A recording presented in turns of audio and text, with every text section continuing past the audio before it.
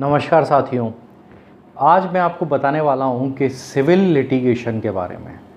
Civil की वकालत आप कैसे करेंगे, सिविल की वकालत में कितना दम है, सिविल की वकालत में क्या क्या कठिनाइयां हैं, ये सारी बातें हम डिस्कस करेंगे। सबसे पहले आप सभी से मेरा एक निवेदन है कि जिन व्यूअर्स ने चैनल को सब्सक्राइब नहीं किया वो चैनल को सब्सक्राइब कर लें जो नए हैं, और बेल आइकन को प्रेस ज़रूर कर दें जिससे मेरे आने वाले सभी वीडियोस उनको समय पर मिल सकें, सबसे पहले उनके अपने मोबाइल पर। तो चलिए अब शुरू करते हैं वीडियो। दोस्तों, सिविल लिटिगेशन अपने आप में बहुत टफ़ है। इस वकालत में आपको बहुत मेहनत करनी पड़ेगी। सिविल का बहुत सारा काम लगभग अब ख़त्म हो गया है। कैसे हो गया वो मैं आपको बताना चाहता हूँ कि जैसे कॉन्ट्रैक्ट एक्ट के जो मामले थे मोस्टली, वो सारे के सारे मामले अब परिवर्तित होकर कंज्यूमर प्रोटेक्शन एक्ट में चले गए मोस्टली। इसी तरह से सिविल से रिलेटेड जैसे मनी सूट जो होता था, बी सूट जिसको कहते हैं, जहां हम पैसे की रिकवरी के लिए सूट फाइल करते हैं, उसके लिए निगोशिएबल इंस्ट्रूमेंट एक्ट आ गया तो लोग क्रिमिनल को प्रेफरेंस ज़्यादा देने लगे क्योंकि वो क्वासी क्रिमिनल क्वासी सिविल है तो उसमें सज़ा होती है। यहाँ सज़ा का कोई प्रावधान नहीं है। अगर सिविल जेल भी जाएगा आदमी तो आपके अपने खर्चे पर जाएगा, तो आप क्यों भेजेंगे उसको।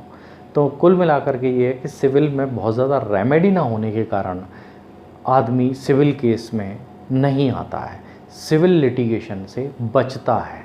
अब यहाँ सिविल लिटिगेशन में आता कौन है? मान लीजिए किसी का घर तोड़ने के लिए नगर पालिका उसके दरवाजे पे खड़ी हो जाए तो वो ज़रूर दौड़ करके कोर्ट में आएगा और स्टे लेके जाएगा, क्योंकि उसको मालूम है मेरा घर अगर टूट गया तो दोबारा मुझे बनवाना पड़ेगा, बहुत नुकसान हो जाएगा, उसकी भरपाई नहीं हो पाएगी।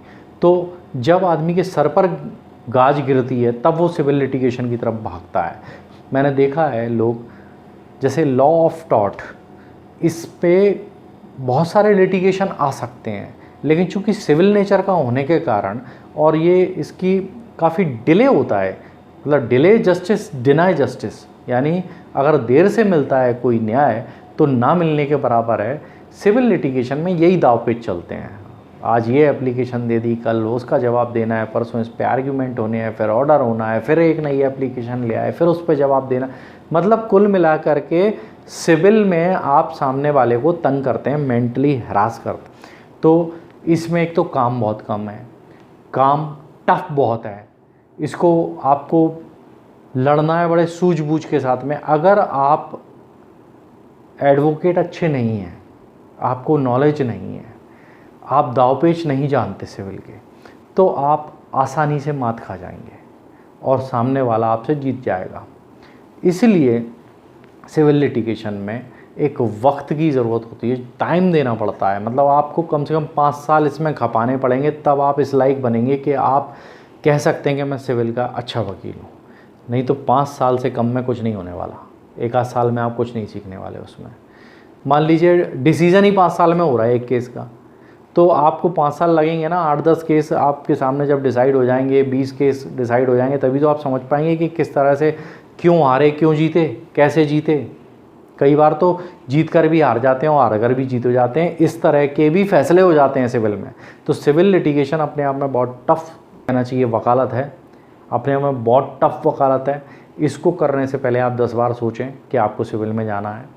मोस्टली लोग जो नए लड़के होते हैं वो क्रिमिनल को प्रेफर करते हैं। क्रिमिनल के ऊपर मैंने आपको बता दिया कि किस तरीके से आपको क्रिमिनल में जाना है, आपके ऊपर है। अगर आप सिविल के अच्छे वकील बनना चाहते हैं तो ऐसा नहीं है। ज़मीन जायदाद से संबंधित जो भी मामले होते हैं वो सब सिविल लिटिगेशन के अंतर्गत आते हैं। वसीयत से जुड़े हुए सारे मामले सिविल के अंतर्गत आते हैं।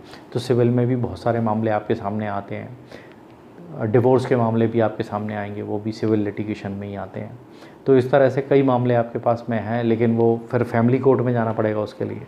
तो मतलब कहने का ये है कि आप अपने आप को अगर सिविल के लिए तैयार कर रहे हैं तो सिविल भी अच्छा फील्ड है, लेकिन सिविल में आपको मेहनत ज़्यादा करनी पड़ेगी और सिविल में पैसा बहुत अच्छा नहीं है, ये भी आप ध्यान रखें। क्योंकि सिविल का जो केस होता है उसको बड़े सादगी के साथ लड़ा जाता है और आपके जो क्लाइंट होते हैं वो भी कोई क्रिमिनल तो है नहीं कि आपको हर तारीख पे पैसा दे दें। उसमें आपको एक फ़ीस तय करनी पड़ती है। अगर आप गलती से कम फ़ीस तय कर बैठे तो आपका आने वाले समय में अच्छा खासा नुकसान हो सकता है। इसलिए सिविल लिटिगेशन आप साथ में सीखते जाएं, जब आप उसमें परिपक्व हो जाएं तब सिविल के केस लेना भी शुरू करें तो ज़्यादा बेहतर होगा।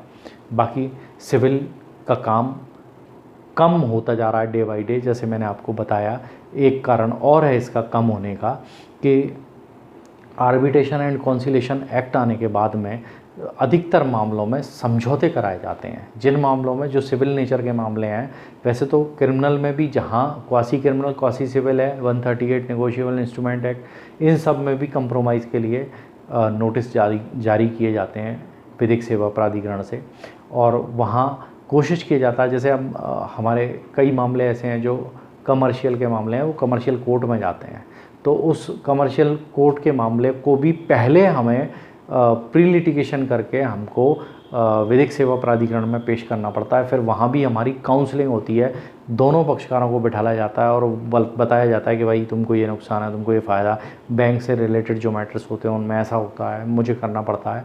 तो ऐसी कंडीशन में सिविल के मैटर्स, सिविल लिटिगेशंस कम हो गए हैं। सिविल नेचर के जो मामले थे वो जब कम हैं और फिर टफ फील्ड है, तो आपको इसमें सक्सेस होने में एक लंबा समय लग सकता है, और उस समय में अगर आपने सही यूटिलाइजेशन कर लिया तो आप तब तक क्रिमिनल के बहुत अच्छे एडवोकेट बन सकते हैं। आप चाहें कंज्यूमर प्रोटेक्शन एक्ट को पकड़ लें, उसमें स्पेशलाइजेशन कर लें, MACT पकड़ लें आप, उसमें स्पेशलाइजेशन कर लें, तो आपके पास फील्ड हैं, बहुत सारे फील्ड हैं, आप चाहें उसमें जा सकते हैं। तो अब आप समझ लीजिए कि आपको कहाँ जाना है। सिविल की वकालत के जो हाल हैं वो मैंने आपको बयां कर दिए हैं। मैं आपको डिमोरलाइज़ नहीं कर रहा हूँ। बहुत अच्छे वकील हैं मेरी नज़र में जो कम समय में भी उन्होंने अच्छा मुकाम हासिल किया हुआ है इसमें, लेकिन चूँकि काम कम है इसलिए आप पे कौन कितना रिलाई करता है, आपको कितना काम मिलता है, ये सब एक मुकद्दर की बात हो जाती है। तो दोस्तों, मिलेंगे अगले वीडियो में, तब तक के लिए नमस्कार।